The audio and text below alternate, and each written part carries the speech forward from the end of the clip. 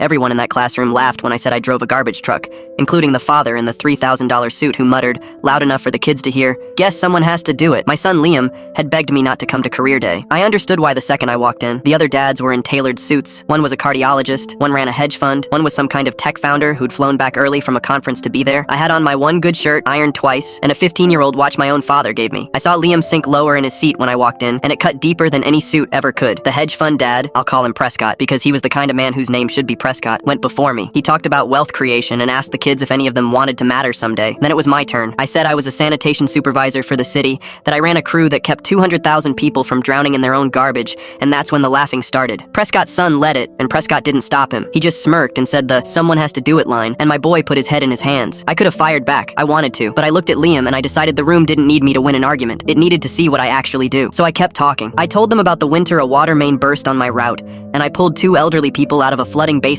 before the fire trucks could get through the ice. I told them about the medical waste we handle so it doesn't end up in a playground. I told them that essential isn't a word you put on a business card. It's a word you earn at 4 a.m. in the cold. A few kids stopped laughing. Liam lifted his head a little. Then the universe did the thing I could never have scripted. Halfway through the cardiologist's turn, the fire alarm went off. Not a drill. Something had shorted in the old boiler room and smoke was curling up through a vent. The teacher started herding kids toward the doors, but the main hallway filled with smoke fast, and a couple of the little ones froze and started to cry. Prescott stood in the middle of the room in his beautiful suit, completely useless, shouting, "Someone call someone. I've done hazmat and confined space certification every year for 11 years.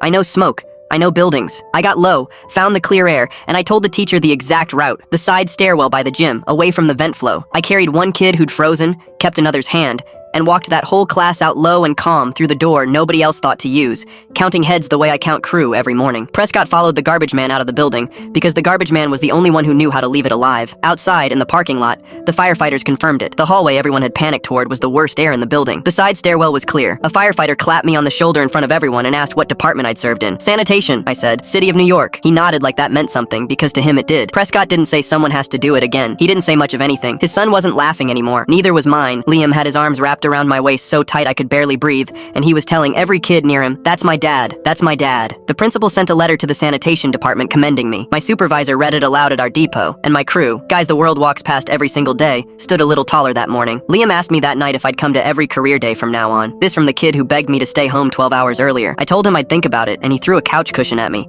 He wears a $15 watch now, says it's just like his grandpa's and his dad's. Won't hear otherwise. So tell me, is the measure of a man the price of his suit? Or is it who the whole room ends up following when the alarm actually goes off?